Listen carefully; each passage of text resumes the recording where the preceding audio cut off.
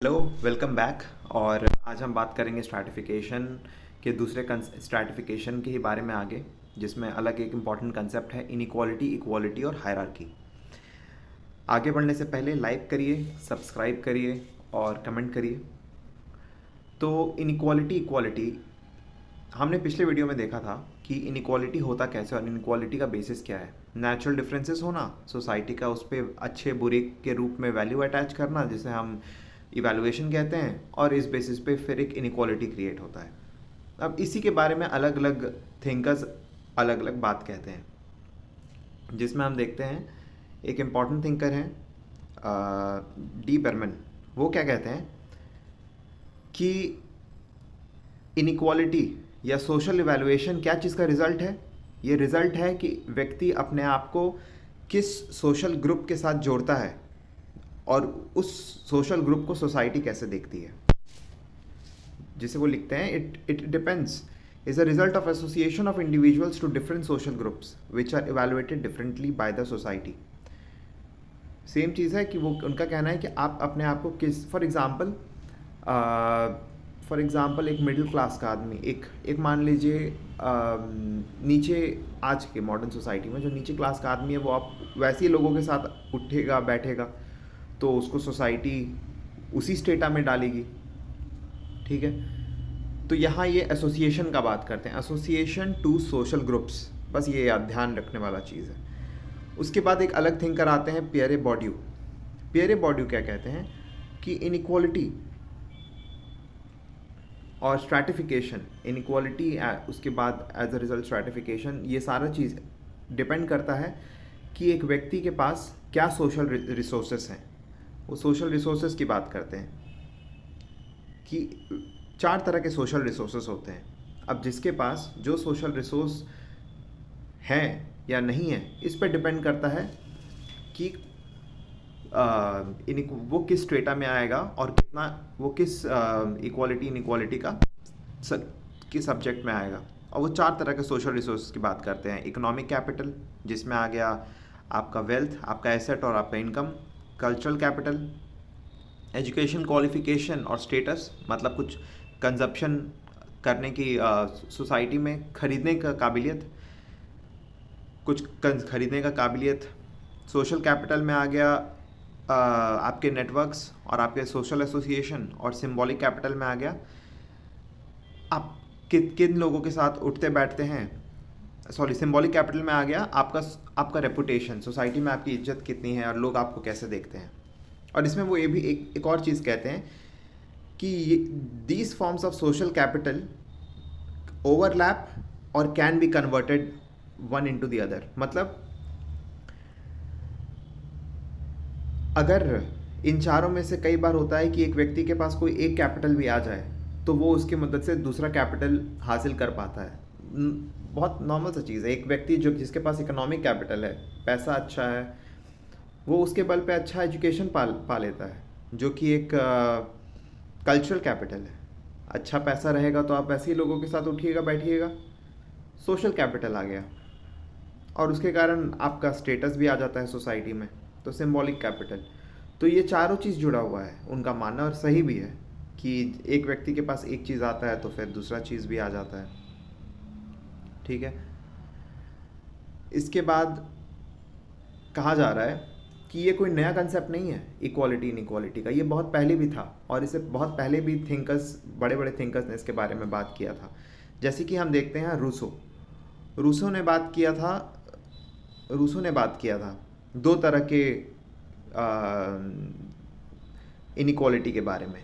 पहला इनइक्वालिटी जो कि जिसका बेसिस है नेचुरल या फिजिकल इनइक्वालिटी है, जो कि हमारे नेचुरल डिफरेंसेस के कारण क्रिएट होता है। एज, हेल्थ, बॉडी का स्ट्रेंथ, मेंटल एबिलिटी। दूसरा है मॉरल या पॉलिटिकल इनइक्वालिटी, जो कि डिपेंड करता है कि सोसाइटी उसे कैसे देख रही है, सोसाइटी उसको कितना इज्जत दे रही है, तवज्जो दे रही है। तो इनइक्वालिटी के बारे में पहले भी लोग सोचा करते थे, ये कोई नया कंसेप्ट नहीं है। ठीक है,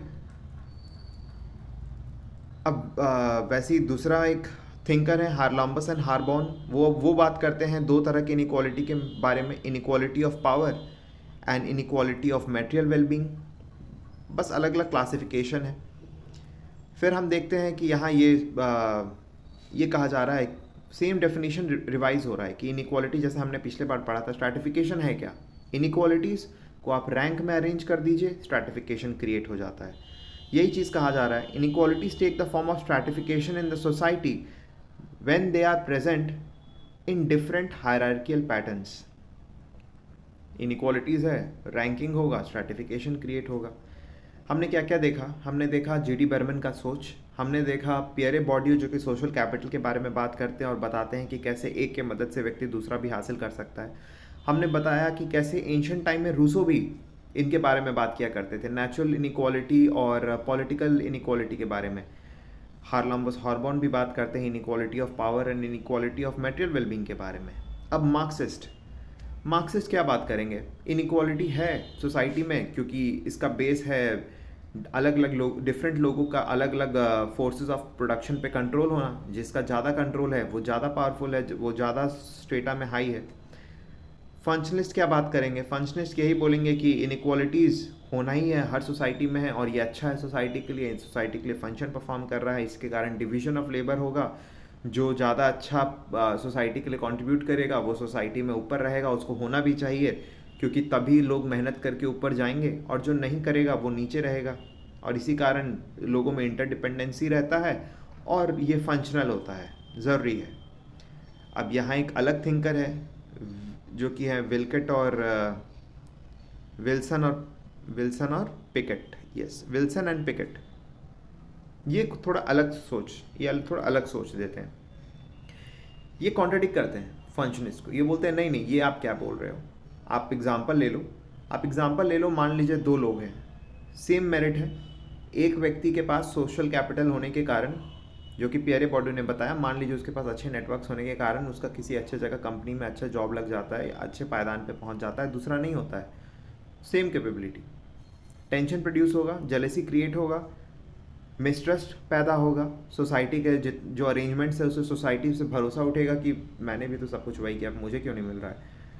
हो सकता है वो कोई दूसरा रास्ता अपनाए, गलत रास्ता अपनाए, इससे सोसाइटी में एक जो कॉर्पोरेट का अच्छा इन्वायरमेंट है वो ख़राब होगा। तो वो इसको डिसफंक्शनल बताया उन्होंने कि नहीं स्ट्रैटिफिकेशन क्यों, क्या ज़रूरत है। वैसे ही फिर अब हम देखेंगे यहाँ गोरान एंड थेरबॉन, वो कहते हैं कि इनइक्वालिटी है सोसाइटी में क्योंकि सोसाइटी में ऐसे के प्रोसेस और सिस्टमेटिक अरेंजमेंट्स ऐसे हैं कि सोसाइटी में इनइक्वालिटी आ जाता है। उन्होंने मतलब इनइक्वालिटी का कारण सोसाइटी में जो सिस्टमिक अरेंजमेंट, प्रोसेस और इंडिविजुअल और कलेक्टिव एक्शन का कारण बताया, को जिम्मेदार ठहराया। ठीक है, तो हमने अलग अलग थिंकर्स के बारे में देखा जो कि इनइक्वालिटी के बारे में बात करते हैं। अब हम देखेंगे कि इनइक्वालिटी को मेजर करने का अलग अलग क्या तरीका अपनाया गया है।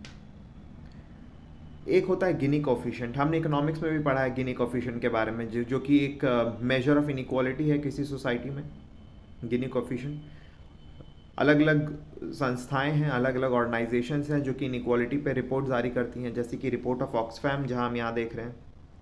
रिपोर्ट ऑफ ऑक्सफैम ये कहती हैं कि उन्होंने अपने एक रिपोर्ट में एन इकोनॉमी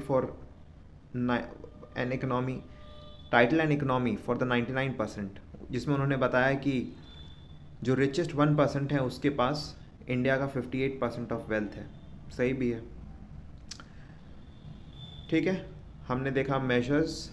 अब हम देखेंगे कि इसको हैंडल करने के लिए हमारे संविधान में, हमारे देश में क्या क्या किया गया है। सबसे पहले तो देश आज़ाद हुआ तो इंडियन संविधान, हमारे संविधान में ही ऐसे प्रावधान, प्रोविजंस लाए गए हैं ताकि इनको काउंटर किया जा सके, इनइक्वालिटी को और मिनिमाइज़ किया जा सके। हमारे डायरेक्टिव प्रिंसिपल्स में आर्टिकल 39 में ही है, 38 एंड 39 दोनों इस चीज़ के बारे में बात करता है, मिनिमाइज इनइक्वालिटी के बारे में। फिर प्रियम्बल में भी इक्वालिटी की बात की गई है। फिर फंडामेंटल राइट्स है आर्टिकल 14, 15, 16। तो बहुत जगह इस चीज़ को ध्यान रखा गया है। फिर अलग अलग लॉज भी बनाए गए हैं ठीक है, जैसे कि सिविल राइट्स एक्ट है, फिर अलग अलग सोशल सिक्योरिटी स्कीम्स हैं, रिजर्वेशंस हैं, पीडीएस हैं, कंसेशनल लोन्स हैं। तो ये सारे चीज़ हैं जो हमारे सरकार, हमारे देश ने करने की ट्राई की है इसको मिनिमाइज़ करने के लिए। अब यहाँ एक चीज़ एक्स्ट्रा है जो कि ध्यान देने वाली बात है, और वो है ये पीटर सॉन्डर्स ऑन इक्वालिटी। ये क्या कहते हैं? ये पीटर सॉन्डर्स इक्वालिटी के बारे में कहते हैं कि 3 तरह की इक्वालिटी हो सकती है सोसाइटी में। एक तो डी फैक्टो इक्वालिटी।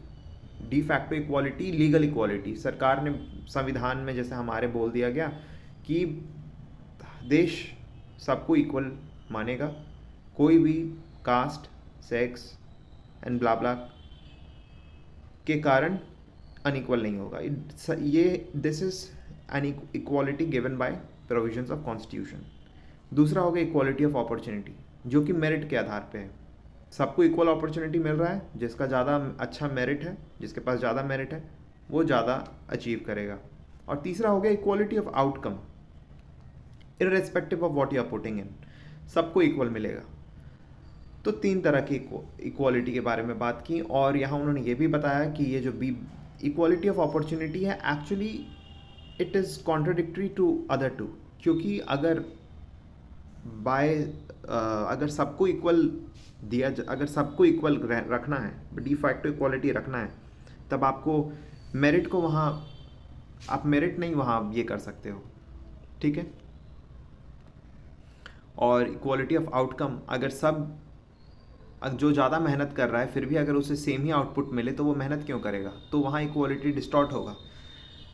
तो इस चीज़ के बारे में बात किया और उसका सजेशन दिया कि the suggestion to solution this problem is by insuring that people are de facto equal formally आप सबको डी फैक्टो इक्वालिटी दो, मगर ये ध्यान रखें कि अगर कोई ज़्यादा मेहनत करके कोई ज़्यादा अचीवमेंट पाने के लायक है तो वो भी उसे मना ना करे, ठीक है।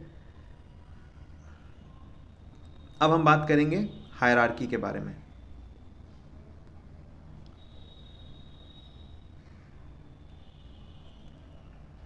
हायरार्की, जब हायरार्की के बारे में बात करेंगे तो यहाँ बताया गया कि पहले लोग हायरार्की को कैसे देखते थे और आज हम कैसे देखते हैं हायरार्की को। पहले जैसे हायरार्की को माना जाता था एक स्ट्रैटिफिकेशन जो कि नेचुरल है और डिवाइन गिवन है, आप चेंज नहीं कर सकते हैं, ये भगवान द्वारा किया गया है एंड लेजिटिमेट है। हायरार्की देखिए, जैसे यहाँ लिख रहा है, hierarchy prevailed in society based on caste और status and social inequalities were legitimized as naturally given. पहले के ज़माने में ये जो हायरार्की का थॉट है, माना जाता था कि हायरार्की इज़ अ कंसेप्ट जो कि प्रीवियसली एग्जिस्ट करता था। आज के दिन में स्ट्रैटिफिकेशन एग्जिस्ट करता है और ये मॉडर्न कंसेप्ट है जहाँ मोबिलिटी एग्जिस्ट करता है। हायरार्की में मोबिलिटी नहीं था। ये एक स्कूल ऑफ थॉट है जो कि हायरार्की को प्रीवियस टाइम में और स्ट्रैटिफिकेशन को मॉडर्न टाइम में कैटेगराइज कर रहा है। मगर एक दूसरे लोग कहते हैं कि नहीं, ये ऐसा नहीं है। आप देखोगे तो ये दोनों एक ही चीज़ का पार्ट है। इनइक्वालिटीज़ रहते हैं और इनइक्वालिटीज़ में जब आप रैंकिंग करोगे तो स्ट्रैटिफिकेशन क्रिएट होगा, जैसे कि हमने स्ट्रैटिफिकेशन के डेफिनेशन में पढ़ा। इनइक्वालिटीज़ में आप रैंकिंग क्रिएट करोगे, हायरार्की, रैंकिंग मतलब हायरार्की प्रोड्यूस करोगे तो वो स्ट्रैटिफिकेशन का रूप लेगा। ये है आज का modern definition of hierarchy. In general inequalities lead to stratification and stratification leads to hierarchy, ठीक है। तो when inequalities are arranged in an order, hierarchy is formed. यही तो हमने बात किया। हायरार्की अलग अलग तरीके से प्रेजेंट हो सकता है। हायरार्की हो सकता है कास्ट में, हायरार्की हो सकता है क्लास हायरार्की हो सकता है और भी अलग अलग तरीके से। तो इसके बारे में भी सेम चीज़ जो हमने पहले बात किया वही चीज़ के बारे में बात करेंगे। फंक्शनिस्ट कहेंगे कि ये इंपॉर्टेंट है, ये अच्छा है, ये फंक्शन प्रोड्यूस करता है, सोसाइटी के लिए अच्छा है। यहाँ एक नया थॉट आ रहा है, पोस्ट मॉडर्निस्ट का थॉट। पोस्ट मॉडर्निस्ट क्या कहेंगे कि अब वो समय चला गया जहाँ सब लोगों को अलग अलग लोगों को एक कैटेगरी में डाला जा सकता था। अब समय आ गया है कि अनगिनत हायरार्की है, अनगिनत डिफरेंसेस हैं, सब व्यक्ति एक दूसरे से अलग है। एक कंटिन्यूम, इसको क्या ये कहते हैं, continuum of individualized inequalities and hence almost infinite strata and numerous hierarchy exist. हर व्यक्ति, उनका कहना है आज के मॉडर्न युग में हर व्यक्ति एक दूसरे से हर चीज़ में अलग है, तो इनफाइनाइट हायरार्की है, इनफाइनाइट स्ट्रेटा है, और हम बाकियों की तरह, पहले की तरह इसे हम 2 या 3 या 4 स्ट्रेटा में नहीं बांट सकते हैं, ऐसा पोस्ट मॉडर्निस्ट का कहना है। उसके बाद मार्क्सिस्ट वही कहेंगे, हायरार्की है क्योंकि ये डोमिनेंट क्लास का डिज़ाइन है, चाहते हैं कि वो बाकी लोगों को दबा के रखे, उनका फोर्सेस ऑफ प्रोडक्शन पे कंट्रोल है, तो इसीलिए हायरार्की है। फंक्शनलिस्ट कहेंगे कि ये डिवीजन ऑफ लेबर के लिए इम्पॉर्टेंट है और ये सोसाइटी को का वर्किंग में बहुत मदद करता है। एक वैल्यू न्यूट्रल थॉट भी है कि अगर आप देखोगे कोई भी ऑर्गेनाइजेशन में आज के दिन में हायरार्की है, जहाँ जैसे फॉर आप कोई कंपनी में एंटर कर रहे हो, आप मान लीजिए आप ऑर्गेनाइजेशन में ही एंटर कर रहे हो, तो आप एक छोटे पद पे एंटर करोगे, उसके ऊपर हायरार्की में आपके ऊपर बहुत सारे आपके बॉसेस रहेंगे, और ये ज़रूरी भी है, ब्यूरोक्रेसी फॉर एग्जांपल, ताकि वर्क एफिशिएंटली परफॉर्म हो। तो आज के दिन में वर्क ऑर्गेनाइजेशन के केस में hierarchy is a necessity, it provides direction, ensures that orders are executed. ठीक है, एक ये था वैल्यू न्यूट्रल टर्म्स में हायरार्की के बारे में बात करना। ठीक है, थैंक यू। और बाकी वीडियोस भी हैं प्लेलिस्ट में, आप उसे भी चेक करिए, और मैं धीरे धीरे ट्राई कर रहा हूँ और बाकी चीज़ को भी कवर करने का। Like and subscribe, thank you.